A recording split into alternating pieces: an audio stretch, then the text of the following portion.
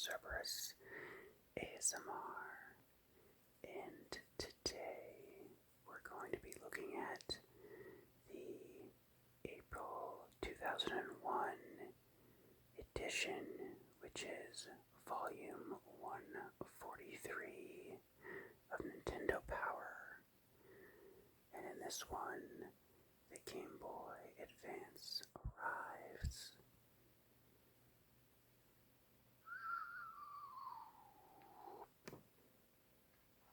And it's a little cut off here, but one of the exciting things in this edition that I'm going to do a little bit more of a deep dive into is Kirby's Tilt and Tumble.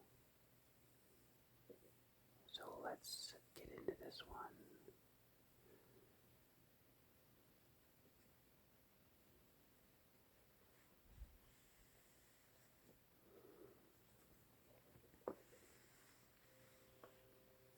So starting off,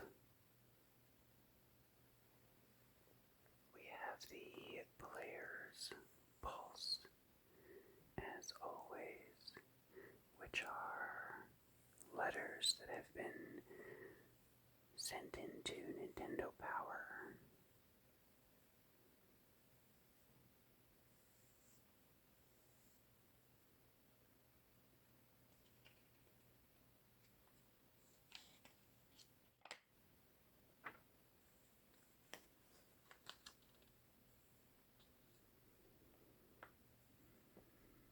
We have the Power Chart, which is year 2000 bestsellers, and the top two titles are Pokemon Gold and Silver, evenly at 2.9 million.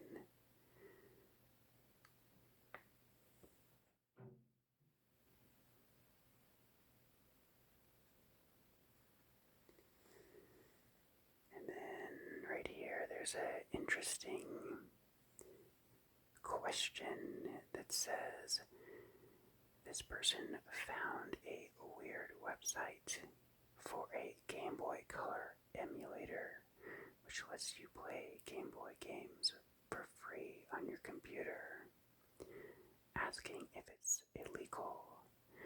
And Nintendo Power responds, yes, it is illegal.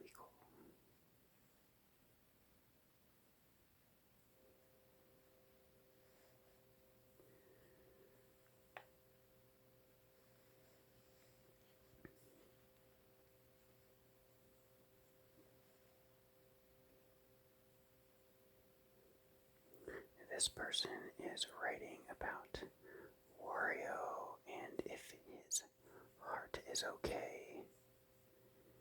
And the response from Nintendo Power is, even though he's a little pudgy,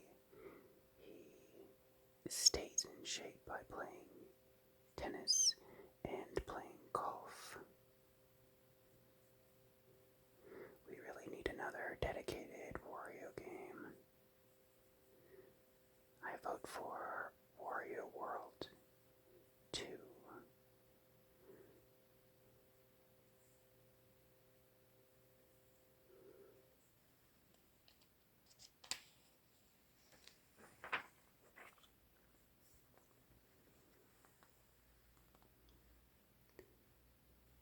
And then over here we have some of the featured artwork. This Mewtwo is really awesome. And then of course the GameCube hype.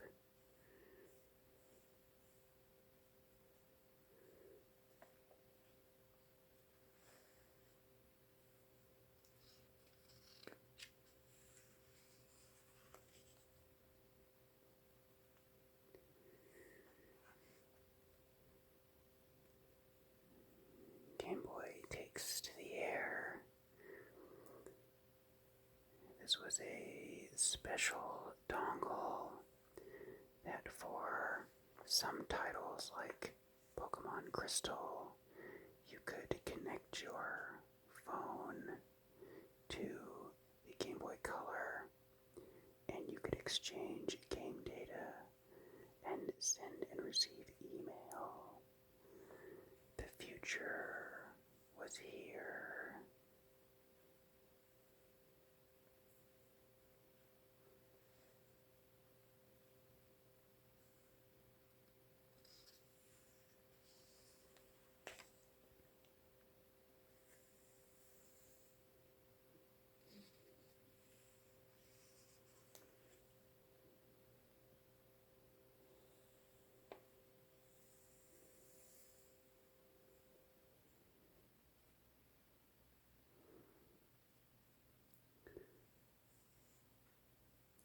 Screenshot for the Rayman game coming to the GBA.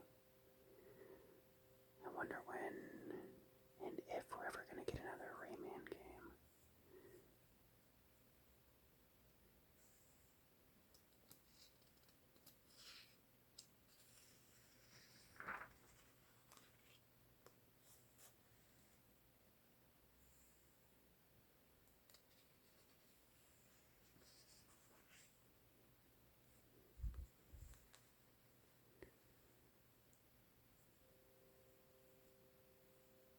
Dr.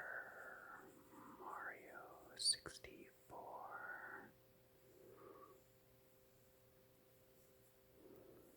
Which, if you're unfamiliar, was a puzzle game.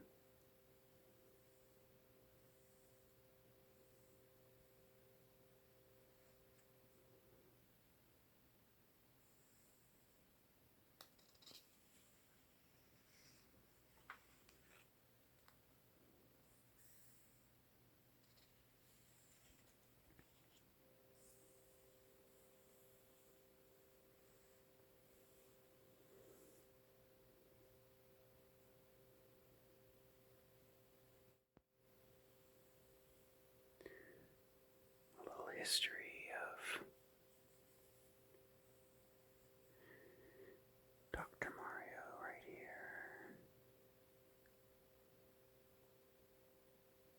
The first seeds of Dr. Mario, as well as almost every other puzzle game out there, are planted when Tetris debuts on the Game Boy and takes the world like a contagious cold, minus the phlegm.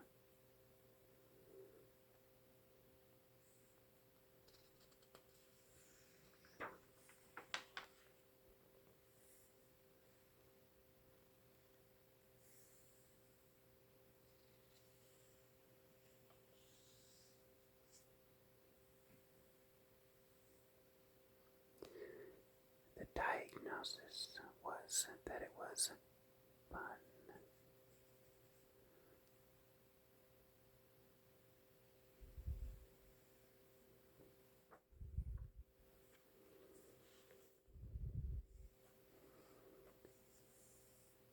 So here's that feature on the Game Boy Advance,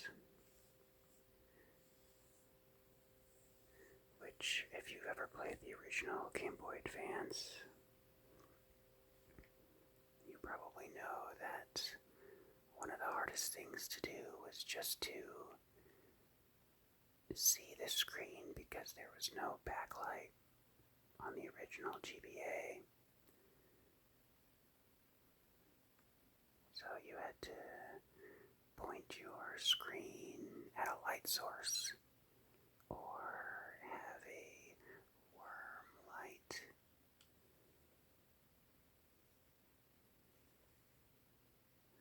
Kind of like this,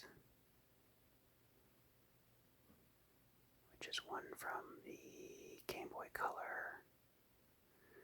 So if you were buying one of these, you probably had to buy a new worm light for your Game Boy Advance just to see the screen.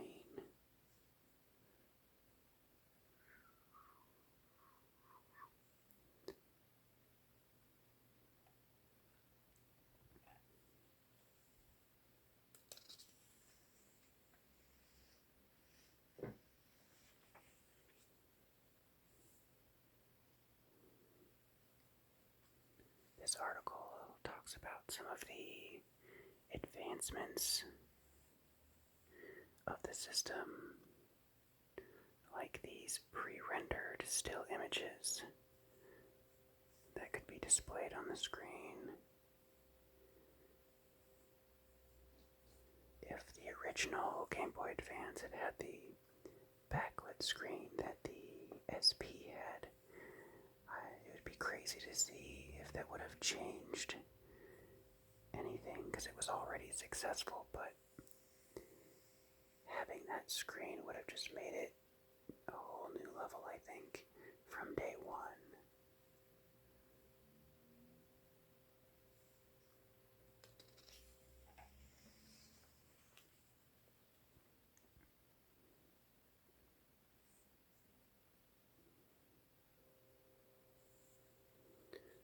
Super Mario Advance, F-Zero.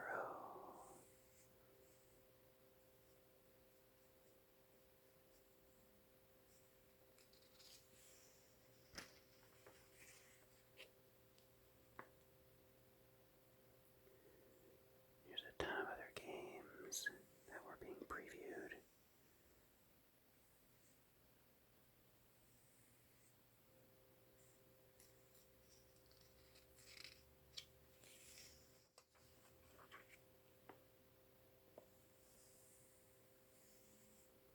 There's that Rayman game again.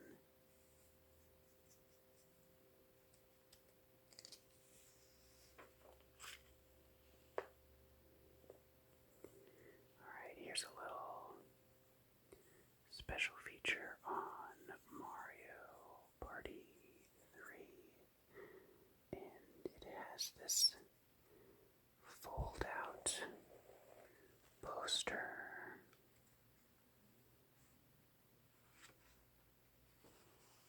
where I guess if you were really desperate, you could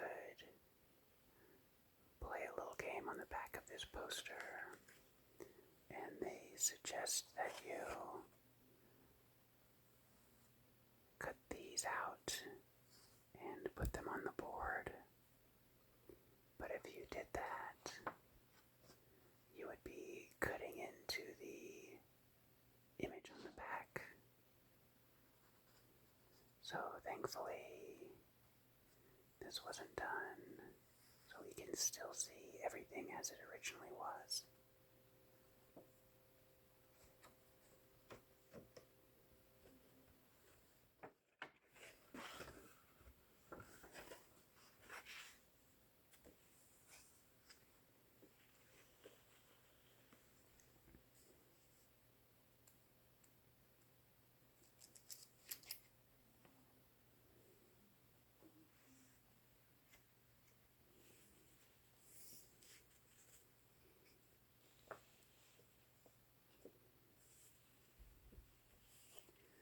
Alright, here we have the classified information section.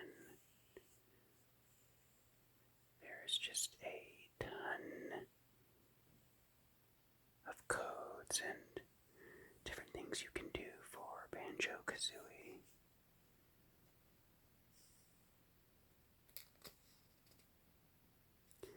These codes are really, really long. It's crazy.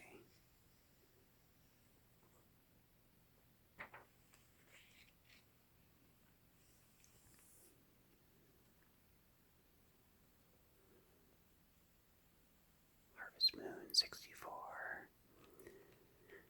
Alright, so this is a really interesting one. This is a little section, Code Cop.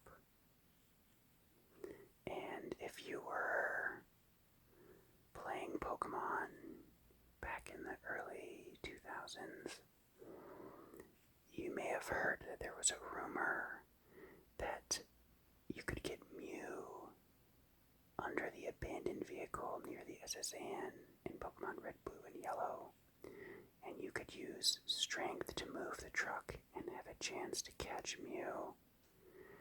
I think this was one of the most famous fake codes or, strategies to find Mew that there ever was. I think everybody knows about this famous vehicle. If you were playing Pokemon back then, I really think that Pokemon should, just in one of the newer games, kind of do an homage to this in some way. I think that would be really awesome.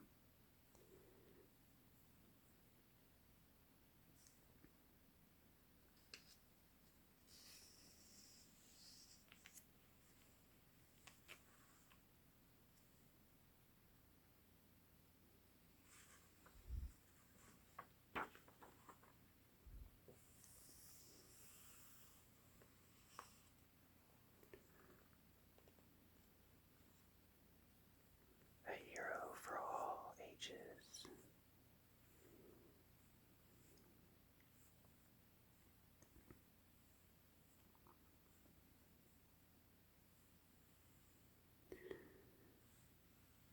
This was a really cool thing where there was 2 games, Oracle of Seasons and Ages, that were released. That was a collaboration between game developers from Nintendo and Capcom.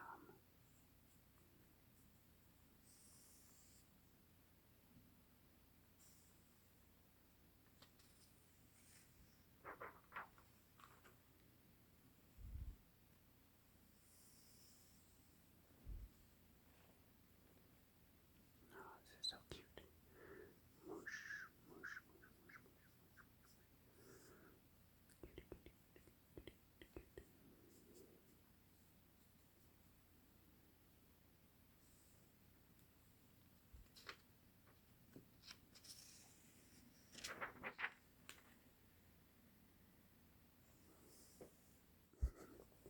That's a really funny image.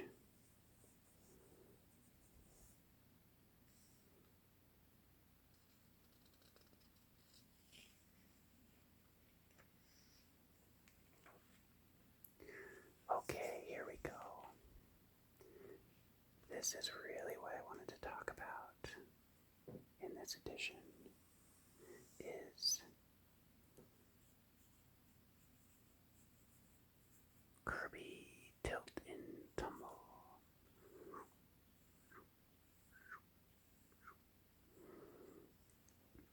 So,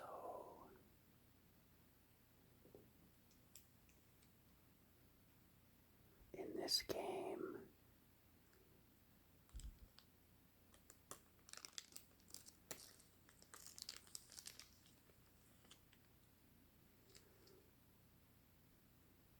there was a motion sensor in this incredible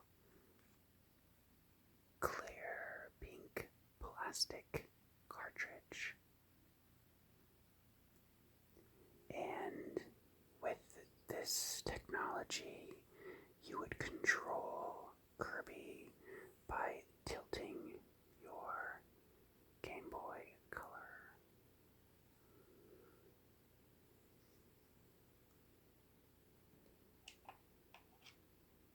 So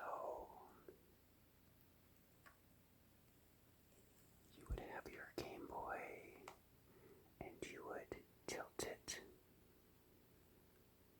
to roll Kirby around like he was a ball on the screen. And I can just say that this combo of the atomic purple Game Boy Color and this clear pink cartridge is just the coolest thing.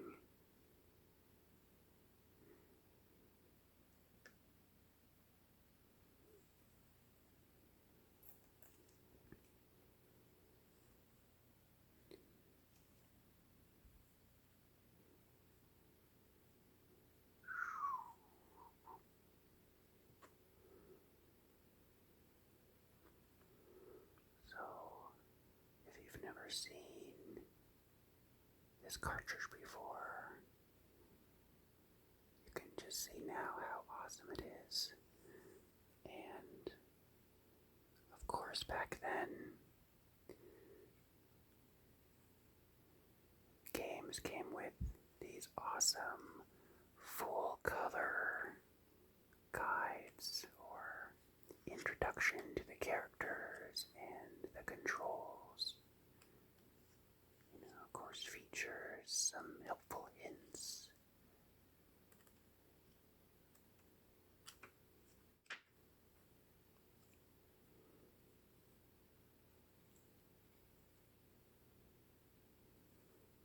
Very, very cool. Experimental game.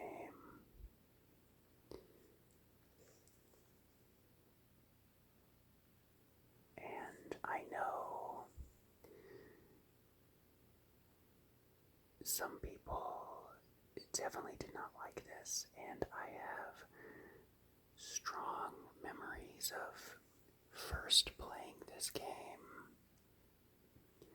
and being incredibly frustrated by the controls. I think it's a very steep learning curve if you are just getting into this, because it is definitely not a easy pick up and play, so I will definitely give it that. But once you got into the rhythm of it, it was really fun to control everything in a new way, and I'm a little disappointed that this Kirby Tilt and Tumble has never had a sequel, since Nintendo moved so much into motion controls. I think it would have been a really great fit. Having the Wii U gamepad would have been very similar to how this was controlled.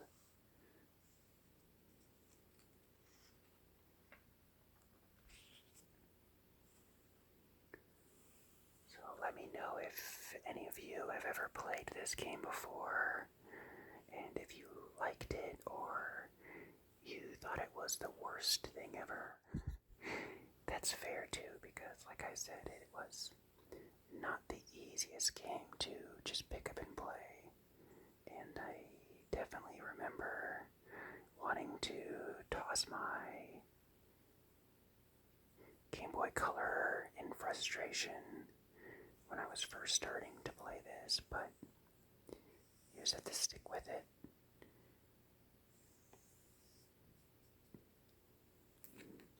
But a super fun game, and very unique on the console.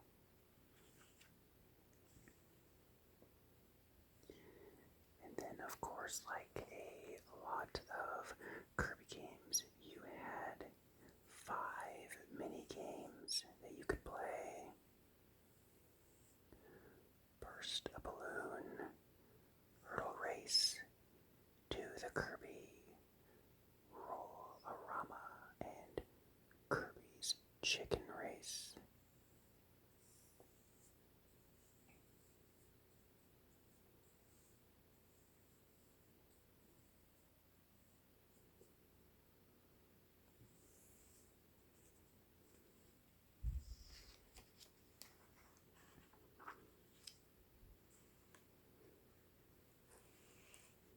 Okay, here we have the Pokécenter section. This is answering to show the solutions to the puzzles in the ruins of Alf.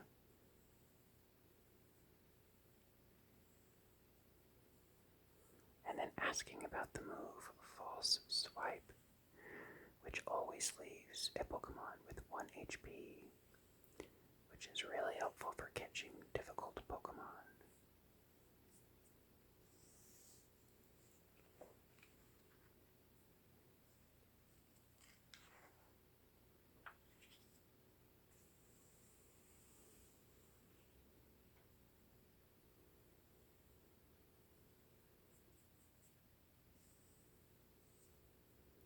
Pokemon, the movie 3.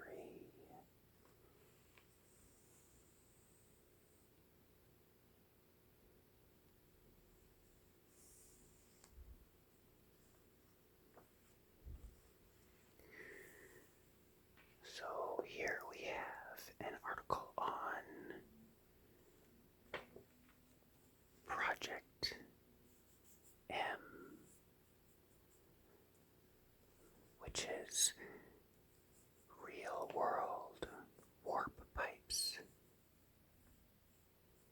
and they eliminate serious problems like seasickness, road rage, and world hunger. And if this sounds odd, you can see that this was the April 1 article.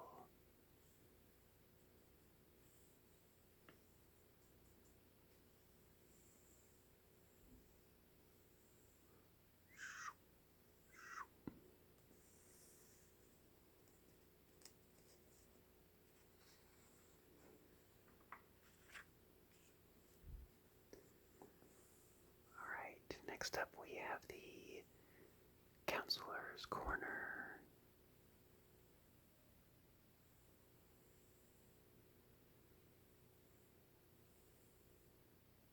How do I break through cracked walls?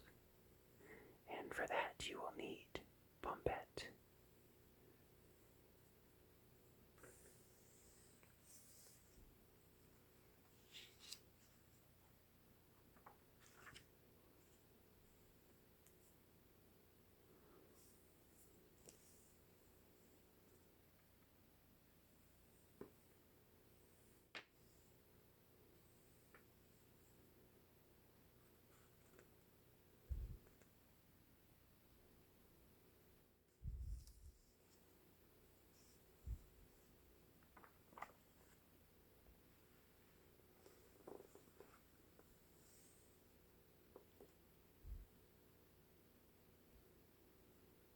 Alright, it was starting to get a little dark on me, so hopefully that's a little bit better. And here we have the now playing section with all the reviews for the latest releases. And Dr. Mario 64 gets a 4 out of 5 stars.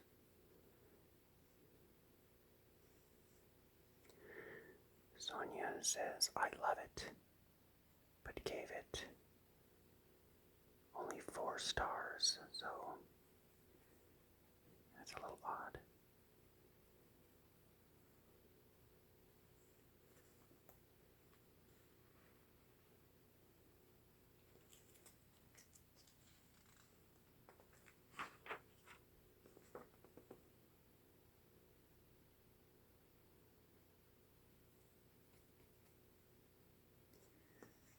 And over here we have Kirby's Tilt and Tumble, which you can see is a little divisive, ranging from 4.5 all the way down to 2 stars from Scott, who says, there's a reason video games use controllers. Sorry, Kirby.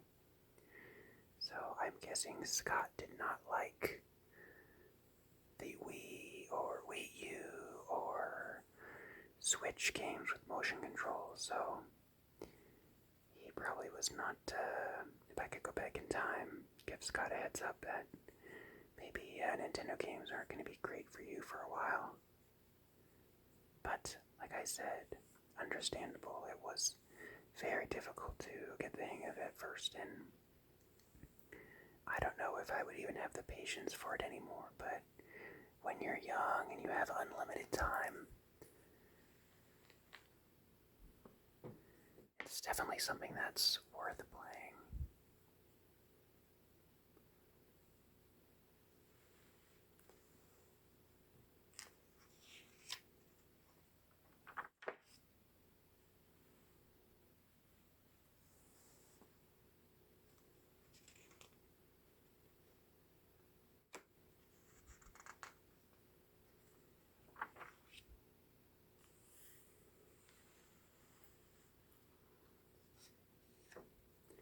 So this is actually my last edition of Nintendo Power before there's a little bit of a gap until later in the year. So if any of you have made it to the end, you'll have to let me know if you would like me to do more of these Nintendo Power magazines in the future, or if you would like me to do some of my other magazines that I have.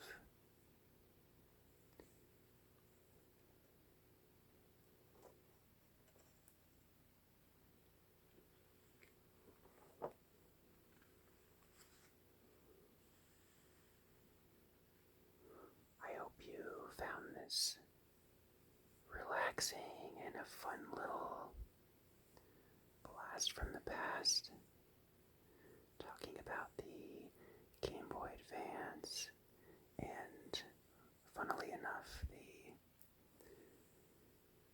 most interesting thing in this edition was just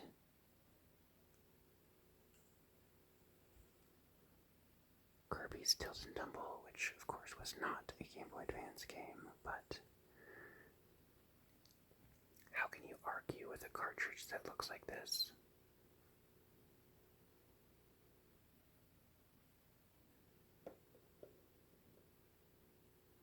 So, until the next time,